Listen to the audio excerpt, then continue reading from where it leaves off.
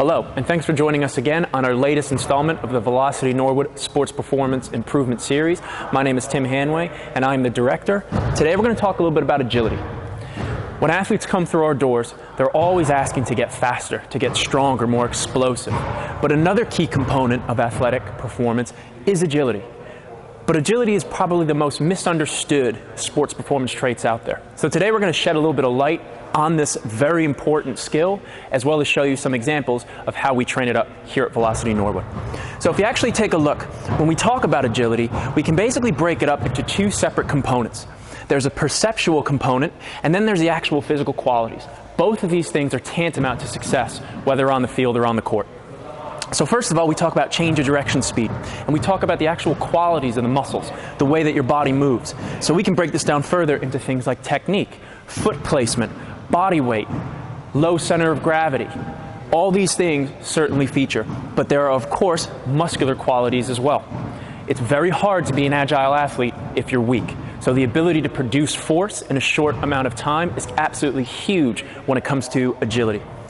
But we also know that sport is not a static environment. You have to be able to move, react. So that's where things like anticipation, knowledge of situations, these are what makes the good athletes good, but the really great athletes even better. So if we can understand that in order to give a true agility program, we need to touch on all of these characteristics. As you can see, we have a very classic four corners drill. With me is one of our athletes, Rob, who happens to be a collegiate basketball player at Lowell University. So I'm going to take Rob through a very simple drill. But the first thing we need to do is, again, have a baseline understanding of what that body position entails. So Rob, can I please get you into your athletic stance for me? So you're going to notice in this case the athlete has a low center of gravity. He has that nice kind of flat back, semi-squat position. This allows him to maneuver and transfer force in the most efficient ways, because in the end of the day, it's about putting a big force into the ground in a short period of time. So when I clap my hands, I'm just going to have Rob chop his feet, staying low. And break. Good job. Cool. Now that we've seen kind of what that body position looks like, now we're going to introduce a closed skill drill. So one of the most efficient ways to actually develop agility is to do closed skill work. We like to use the example of a toolbox here at Velocity. So we talk about this athletic toolbox. Just as we know, good toolbox will have a hammer, screwdriver, things like that. There are certain movements that need to be in the athlete's toolbox, but it all stems from that position. So our first movement is just going to be that simple jab, all right? And we're also going to work on some lateral aspects as well. So let's see what that looks like, and then we can build on that in a second. So, Rob, can you please adopt that athletic position? When I clap my hands, same thing, you're going to start basically putting force into the ground, chopping those feet, and then we're just going to simply attack those cones in this sequence. So that will be cone number 1, number 2, number 3, and behind you to the left is number 4. You are going to return to the middle each time after you attack a cone, okay? And go, start. That's it, get low, reset, attack the next cone, yep. That's it, open, pivot up, yep, behind you. And pivot. Fantastic, break. So now that we know the athlete has a pretty good competency when it comes to demonstrating these skills, we can start to become a little bit more reactive. Because as you may recall, when we introduced this concept of agility, things like perception, mental recognition, knowledge of situations, these are all important. Sport is a very reactive environment, and we need to be able to train as such, but you need to have the movements down. That's one of the common errors you find when we try to coach up agility, is we immediately try to make it too reactionary. Let's make sure we get those movements down first. Rob, being a little bit more an advanced athlete, we can start to do that. So, Rob, same drill. The only difference now, I'm just going to call out random numbers, okay?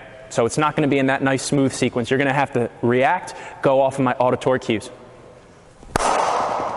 2, 3,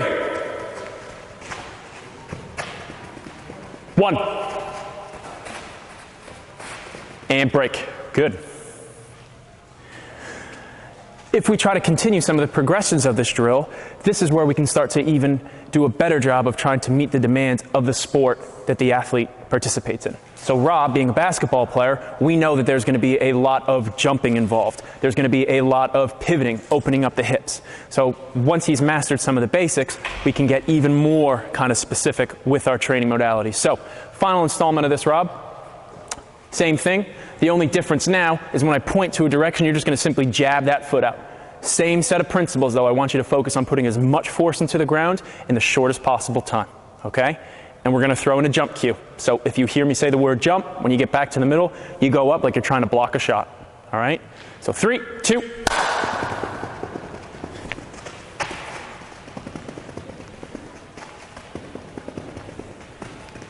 One. 2. Shot. Cool. You get the idea. So as you can see, so long as you understand the underlying principles that guide agility training, you can pretty much create your own drills. But just like anything, you have to make sure that it abides by those principles.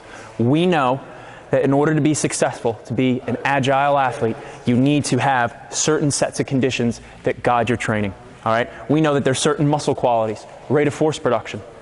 We can't have very fast athletes that happen to be weak. That's why it's so important that we develop things like strength and power in the weight room. All right? We also know there's technique, foot position, low center of body mass. These are all important traits that coaches need to instill in their athletes. But finally, it's that perception. It's that ability to recognize the sporting situations. When you can combine all these things with qualified coaches, you're going to get a superior training effect. So, for more information on agility training, check us out at Velocity Norwood.